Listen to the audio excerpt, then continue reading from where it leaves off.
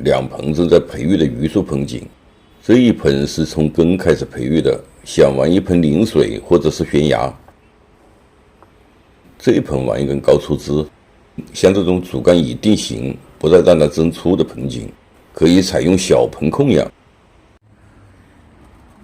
这一盆是从扦插苗开始玩的，榆树生长快，萌发能力强，对这种小盆景的培养不能放任生长，尤其是控养的盆景要经常修剪，控制它的枝条生长。修剪可以加快枝干的木质化，逐渐把它催老。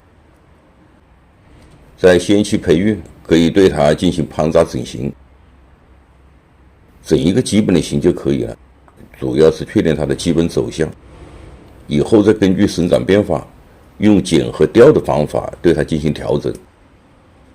剪和雕可以让干有弯曲卷折的变化，尤其是剪，是盆景造型中最能接近自然的一种方法。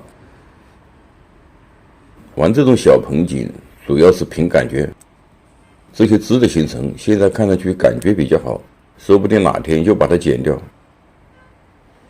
我说的这层意思，就是玩这种小盆景要根据它的生长和你对这种小盆景的感觉随时进行调整。这一盆要改变干的走向，让枝干形成下旋漂移姿势，要把根的味道玩出来。先从这个弯开始，这是之前对它进行了初步定型，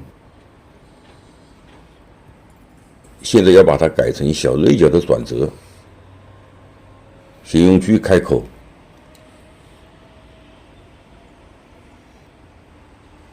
我这个动作有点不规范，锯的时候一定要小心锯发出来伤手。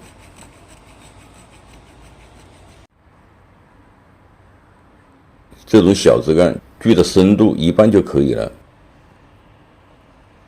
用手捏住，朝弯曲的方向运动几次，把皮层拉松，变软了就可以进行吊拉。吊拉的时候可以反复进行，逐步把它拉到位。我们在进行造型制作的时候，像这种方法是常用到的。用胶带把伤口包好。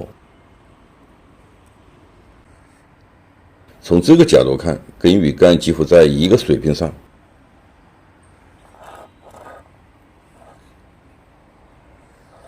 要把这个卷折点往下走，把这个角度缩小，干的走向就会呈下行的状态。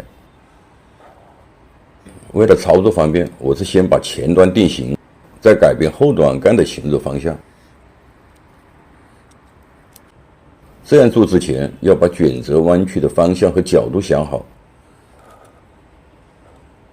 从这两点把干收拢，这个部分就自然下去了。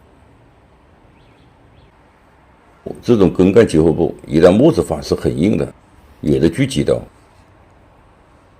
吊拉与盘扎同样是讲究技巧的，主要是靠手的用力。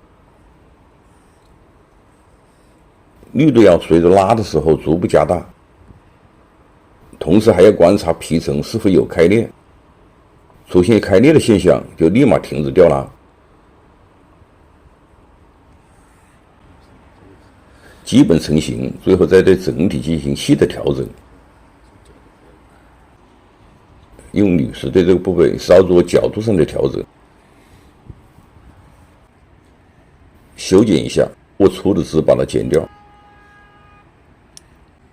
现在看上去枝干下旋，根部显露出来，整个盆景也显得自然一点了。这是修剪1个星期后，新芽又重新长出来了。榆树生长是很快的，这个时候又进入了榆树的生长期，修剪摘叶，新芽发出来，总会给你带来一些轻松愉快的心情。谢谢您的收看，我们下期见。